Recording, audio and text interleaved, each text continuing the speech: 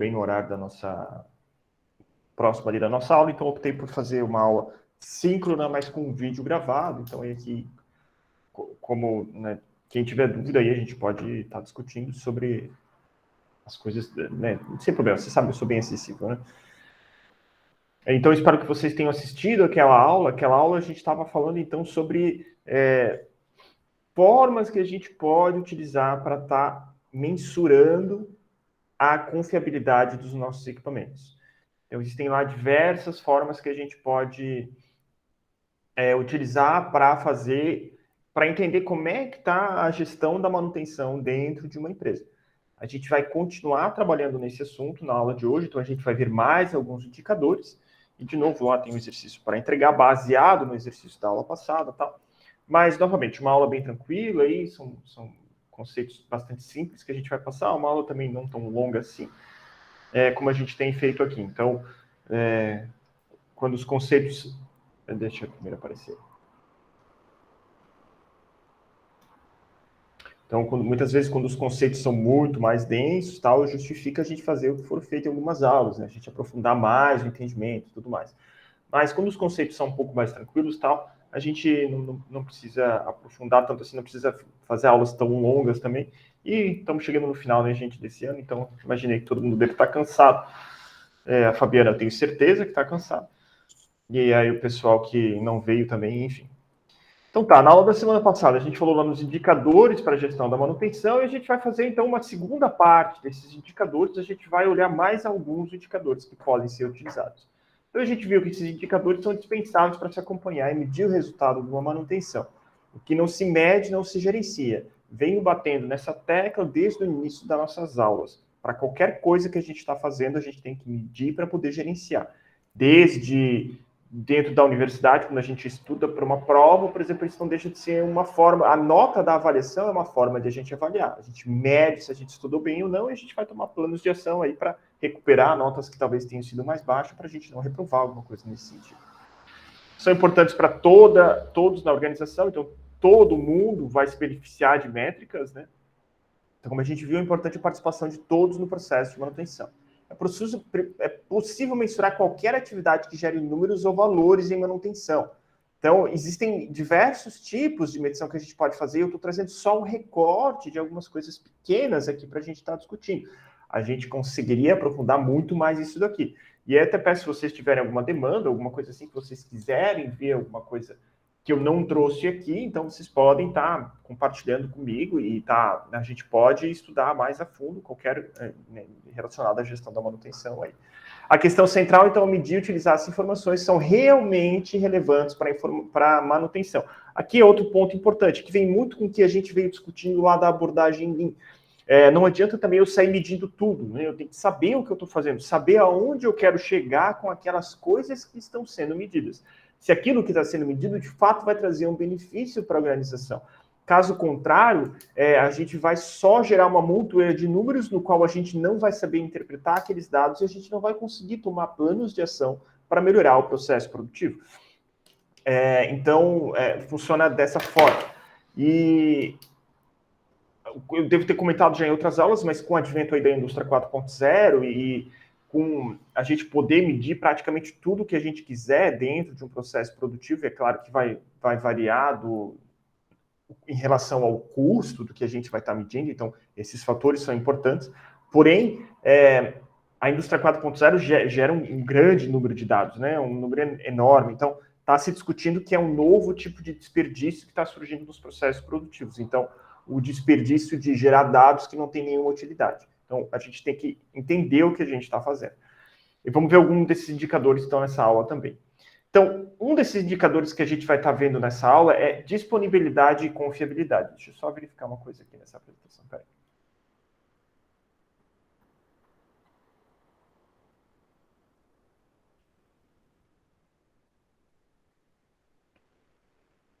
Beleza.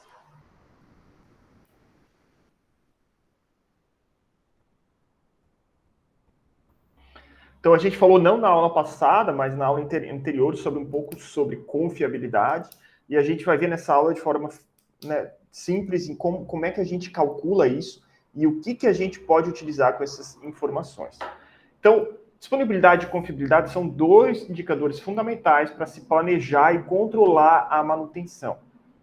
É importante não confundir os dois, essas duas palavras. Alguém saberia me dizer o que caracteriza a confiabilidade? A gente já discutiu um pouco sobre isso. O que é a parte importante da confiabilidade, que vai ser diferente da disponibilidade no fim? Alguém lembra?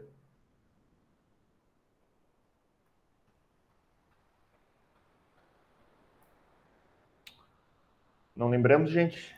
Ninguém arrisca um chute? É o tempo, assim, que pode funcionar, talvez? Por aí. Se eu dizer que a confiabilidade do equipamento, por exemplo, é 89%, essa informação está completa? Não, né? Eu acho que não. Não está completa. 89%, né? Só tipo, 89% o quê, né? Isso, falta um tempo. Então, eu tenho uma confiabilidade de 89% que o equipamento não vai falhar nas próximas 4 semanas. Então, a confiabilidade está atrelada com um período de tempo. Então, claro, nenhum equipamento vai ser confiável. Por exemplo, se eu só falar 89%, é 89% ao longo de toda a vida do equipamento? Não funciona dessa forma, né? Eu preciso estipular ali qual que é o período de tempo que aquela confiabilidade está valendo para aquele equipamento. Então, ambos são determinados a partir do MTBF e do MTTR, que a gente discutiu nas últimas aulas, na aula passada, e tinha um exercício para fazer que envolvia esses dois conceitos aqui. Disponibilidade, então, refere-se à capacidade de um item de estar em condições de executar uma certa função em um dado instante ou durante um intervalo de tempo determinado. Então, o próprio nome diz, a disponibilidade, sim, vai ser só um valor, mas esse valor de disponibilidade vai dizer que aquele equipamento tem uma disponibilidade de tanto por cento. Ou seja, 89% dele, se eu falar só que é a disponibilidade dele, ele vai estar funcionando. O resto do tempo ele vai estar, por exemplo, em manutenção. E já a confiabilidade é a probabilidade de um item de desempenhar uma função específica no projeto de acordo com as condições de operação e durante um intervalo específico de tempo. Então, se eu tenho lá uma confiabilidade de 89%, então eu sei em 4 semanas, eu tenho 89% de probabilidade desse equipamento não falhar nas próximas 4 semanas. E se eu tenho uma disponibilidade de 89%, quer dizer que 89% do tempo esse equipamento vai estar funcionando. Então, são duas medidas diferentes, que são utilizadas de forma diferente. É claro que, de certa forma, elas acabam estando lá um pouco entrelaçadas e tal, mas assim, a disponibilidade a gente está olhando o agora e a probabilidade a gente está vendo uma coisa futura. Então, se eu tenho lá disponibilidade de 89% do equipamento e tem uma probabilidade dele, vamos mudar o número só para ficar diferente, de, sei lá, 95% nas próximas 5 semanas. Então, isso aqui eu estou fazendo uma previsão futura. Então, a confiabilidade, eu estou prevendo algo que pode acontecer no futuro. E a disponibilidade é algo que está ali acontecendo agora. Então, eu tenho ali uma disponibilidade de tanto daquele equipamento. Claro que é medido em termos históricos, né? Então, eu olho o passado para ver qual que é a disponibilidade de um equipamento. E isso muda, inclusive, a forma como a gente faz esse tipo de cálculo. Então, se é cálculo de probabilidade, eu estou preciso usar alguns fatores probabilísticos para a gente poder fazer o cálculo, como a gente vai ver aqui para frente. Então, são conceitos parecidos, mas possuem grandes diferenças, como eu já vinha falando ali. Então, a disponibilidade de equipamento é a porcentagem no qual esse se manteve disponível em um determinado período. Então, disponibilidade, eu estou olhando o passado. Então, eu vou lá e faço um levantamento histórico daquele equipamento nos últimos 6 meses. Nos últimos 6 meses, ele teve tantos por cento disponível. Quando eu quero fazer uma probabilidade para o futuro, então é um pouquinho diferente. Então, por exemplo, se o equipamento possui uma disponibilidade de 90%, então isso quer dizer que naquele período foi analisado, o equipamento operou normalmente cerca de 90% do tempo que ficou ligado. Então, 90% desse tempo ele estava operando como a gente queria, estava fazendo o que a gente queria. A confiabilidade será a probabilidade do equipamento se manter disponível no futuro. Então, na confiabilidade, a gente está olhando para frente. Na probabilidade, a gente olhou para a disponibilidade, a gente olhou para trás. A confiabilidade, a gente olha para frente. Beleza, gente? Eu acho que ficou claro a diferença, né? Então, explorando um pouco mais a disponibilidade, o cálculo da disponibilidade é esse daqui. Ó. Então, disponibilidade de um equipamento é o MTBF, que a gente viu sobre o MTBF, mais o meu MTTR.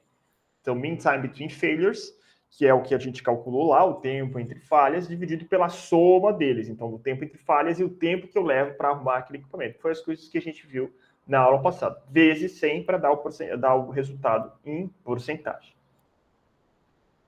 Beleza? Aqui tranquilo, né, gente? A confiabilidade, então, isso, para calcular a probabilidade, então, de o equipamento funcionar em perfeito estado durante as próximas semanas, por exemplo, é um pouquinho diferente.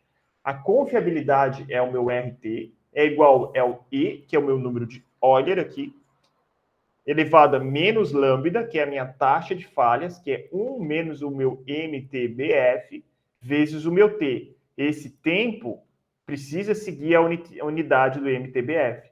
Então, se o meu MTBF lá, por exemplo, que a gente calculou na última aula, lá estava em horas, eu preciso usar horas aqui. Se tiver em dias, tem que ter em dias aqui. Então, tudo tem que estar dentro da mesma unidade. Né? Beleza, gente? Dúvidas?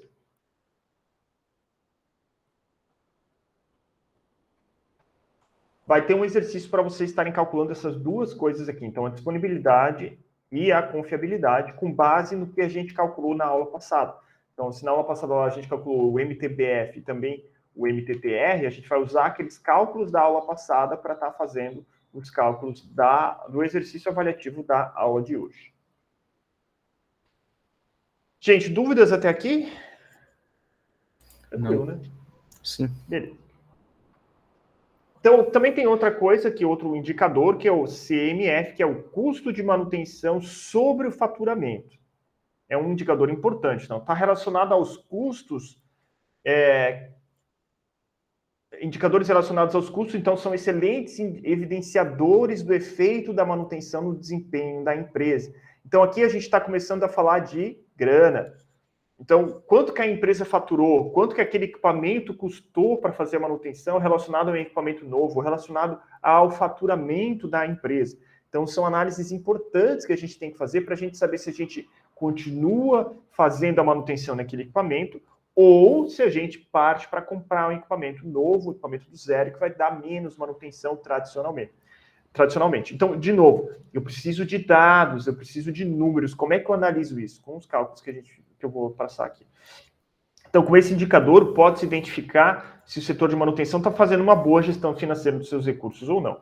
O custo da manutenção engloba, então, pessoas, materiais, contratação de serviços externos, depreciação, perda de faturamento, etc, etc. Então, a gente pode estender muito isso daqui. E o custo da manutenção pode impactar diretamente na precificação do produto. A gente falou sobre isso também quando a gente estava olhando lá a parte da abordagem Lean também. Então, o cliente, quando está pagando por um produto, ele está pagando pelo valor agregado daquele produto. Então, ele está pagando para a gente dinheiro e ele quer pagar o dinheiro que custou para fazer aquele produto. Não o dinheiro porque a empresa utilizou para arrumar suas máquinas e seus equipamentos.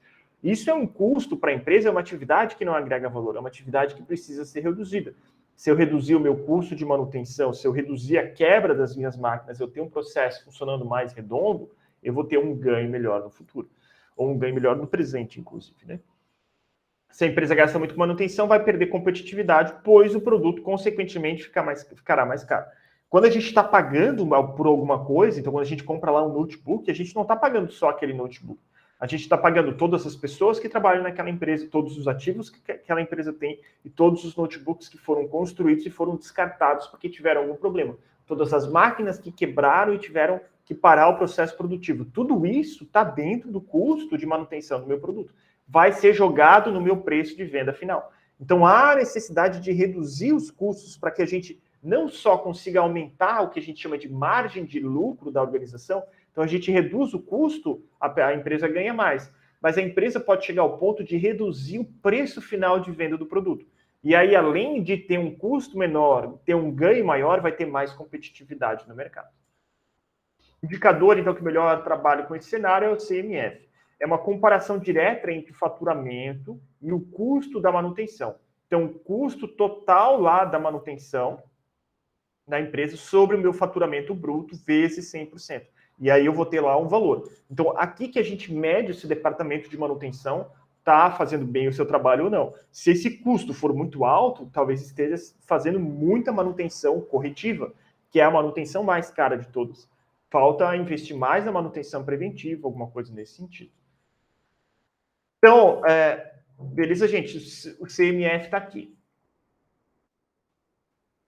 E o CPMV, que é o custo de manutenção sobre o valor de reposição, é uma maneira de analisar o custo de manutenção empregado em cada equipamento e identificar se seria mais vantajoso manter o ativo ou comprar um novo.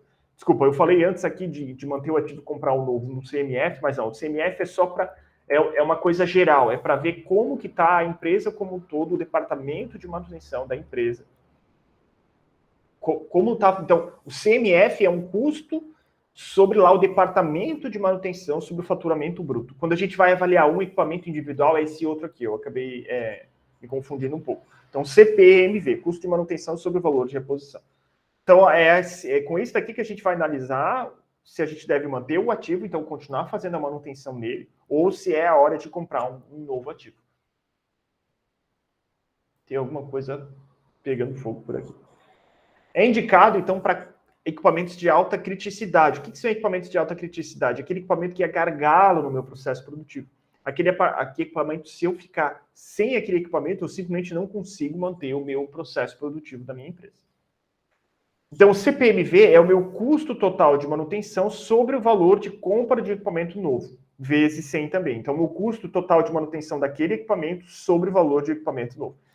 E aí, existem valores médios, máximo aceitável ali para esse aqui. Claro que vai depender muito do processo produtivo, mas tradicionalmente a gente usa 6%. Então, se eu estou gastando por ano 6% do valor de um equipamento novo, é hora de trocar o equipamento, é hora de partir para um equipamento melhor. Porém, esse valor pode depender da análise do equipamento. Então, em alguns casos, chega lá em 2,5%, já é o bastante para a gente estar trocando por equipamento novo. Principalmente se for um equipamento de alta criticidade, equipamento que é gargalo para o meu processo produtivo. O equipamento que, se quebrar, além de ser caro para eu fazer a manutenção dele, ele vai parar a minha linha de produção toda. Então, a gente estreita esse valor, a gente deixa ele menor. Se encontrado, então, um número maior, significa que será mais vantajoso, então, comprar equipamento do que continuar mantendo o antigo. Então, se a gente calcular mais lá do que 2,5 ou mais do que vai ser um determinado valor, é hora de trocar e comprar um equipamento novo. Gente, dúvidas? Como eu falei, aula de hoje, indicadores tranquilos. Vamos ler só as questões aqui, então. Uma indústria têxtil teve um gasto total de 1 milhão com manutenção no último ano. No mesmo período, o faturamento bruto da empresa foi de 25 milhões. Qual é o CMF dela? Em comparação com a média do segmento, CMF de 1% da indústria têxtil, o valor calculado é bom ou é ruim? Beleza? Então, o valor de mercado é 1%, vocês calculem lá, deu mais, deu menos, isso está bom ou está ruim? E a segunda questão é, calcule qual que é a disponibilidade e a confiabilidade do equipamento apresentado na aula passada. Então, no exercício avaliativo da aula passada. O que significa cada um desses resultados que vocês vão estar calculando? Dúvidas, gente?